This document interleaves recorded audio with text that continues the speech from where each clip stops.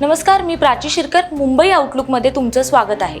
चला तर मग पाहूया दुपारच्या झटपट बातम्या. तमिळनाडूतील कल्लाकुरीच्या जिल्ह्यात विषारी दारू प्यायल्याने 32 जणांचा मृत्यू झाला आहे, तर 70 जणांहून अधिक जणांना उपचारासाठी रुग्णालयात दाखल करण्यात आले आहे. पुदुच्चेरीमध्ये ही विषारी दारू प्यायल्यानंतर अस्वस्थ वाटू लागल्याने 15 जणांना रुग्णालयात दाखल करण्यात आले आहे. काहींची प्रकृती चिंताजनक असल्याने मृताचा आकडा वाढण्याची शक्यता आहे. मुंबईत गुरुवारी पहाटेपासून पाऊस सुरू झाला आहे. शहराच्या काही भागात पाणीही साचले आहे. मुंबई, पालघर, ठाणे, रत्नागिरी, रायगड, सिंधुदुर्ग या भागांमध्ये पावसाची संततधार सुरू असून हवामान खात्याने येलो अलर्टही जारी केला आहे. कल्याण, डोंबिवली आणि ठाण्यातही पावसाच्या जोरदार सरी कोसळल्या. पुढच्या 4 ते 6 तासात या भागांमध्ये मोठ्या प्रमाणावर पाऊस कोसळू शकतो असा अंदाज वर्तवण्यात आला आहे.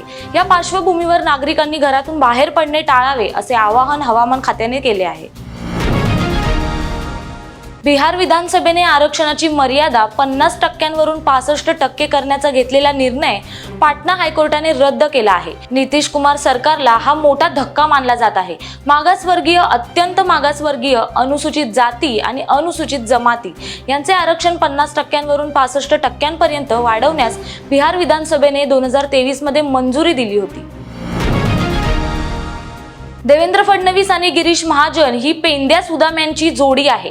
त्यांच्या विरोधात मराठा उमेदवार उभा करणार नाही, पण त्यांना निवडून येऊ देणार नाही असे म्हणत मराठा आंदोलक मनोज जरांगे यांनी जोरदार हल्लाबोल केला आहे. ओबीसीतून आरक्षण देणे हे अशक्य आहे, जरांगेंचे समाधान होतच नाही असे विधान मंत्री गिरीश महाजन यांनी केलं होतं. त्यांच्या या विधानानंतर जरांगे यांनी हा इशारा दिला आहे.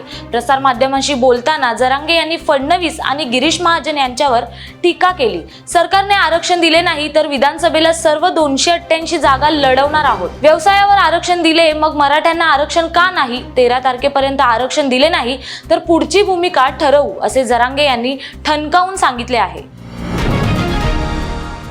दक्षिण अहमदनगर लोकसभा मतदारसंघातील भाजपचे पराभूत उमेदवार सुजय विखे यांनीही ईव्हीएम मशीनवर संशय व्यक्त केला आहे. विखे यांनी ईव्हीएम आणि व्हीव्हीपॅट पडताळणीची मागणी केली आहे. त्यासाठी त्यांनी एका मतदान केंद्रासाठी 47,200 रुपये याप्रमाणे एकूण 18,88,000 रुपयांचे शुल्क देखील भरले आहे.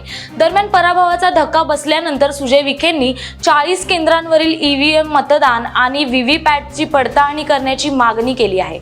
ईव्हीएम वर आक्षेप घेणारे विखे हे पहिलेच भाजपचे उमेदवार आहेत.